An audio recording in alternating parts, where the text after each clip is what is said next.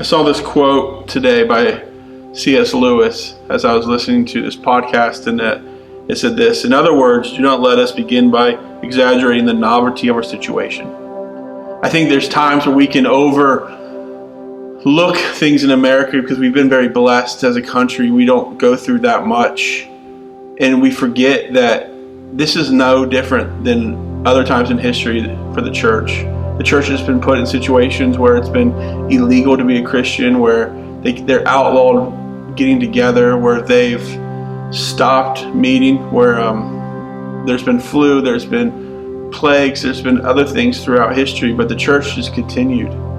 And the thing about this is, maybe as a church body, we have to stop for a week, 2 weeks, but as Christians, this is where we shine. This is where we look and we see us go out and be the world. It reminds me of a story that I remember in college where there's a statue of Jesus in France, and an earthquake happened and the statue fell over and crumbled. And they tried to put the statue back together the best they could, and they got it up and they couldn't find the hands anymore. The hands of Jesus were gone. So next to the statue there's a plaque that says, "From now on, we are the hands of Jesus." It reminds me of a story in the Bible, 2 Corinthians 5, where Paul calls us ambassadors. It says this: "See, we are therefore Christ's ambassadors, as through God we're making his appeal through us. We implore you on Christ's behalf, be reconciled to God." And what an ambassador is someone who lives in a foreign land but speaks on behalf of the land they come from. Right now, this is territory we don't know.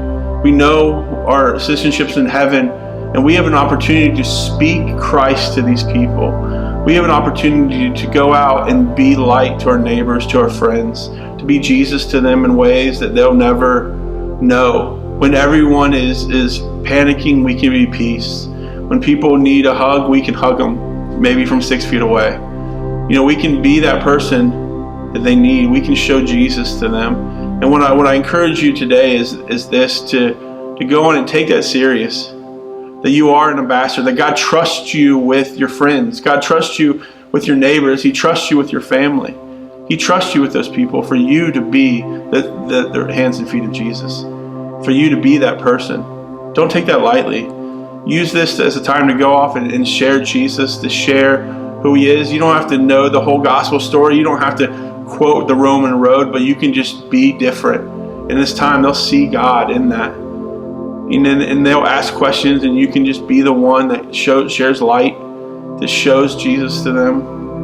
As Paul goes on in this, he takes his duties very seriously as the one that gets to share the gospel with the nations. It's not up to the pastors anymore. We don't get to go on stage and preach Jesus and you get to invite people to church. For right now, you are the church. You are the ones. This is Acts 2. This is where we meet as homes and we have just our families and we get to talk about Jesus. I encourage you just to share with your kids what Jesus is doing in your life. Share what's happening. Share with them good stories and let them see God in that. And go out with your neighbors and be as friendly as you can.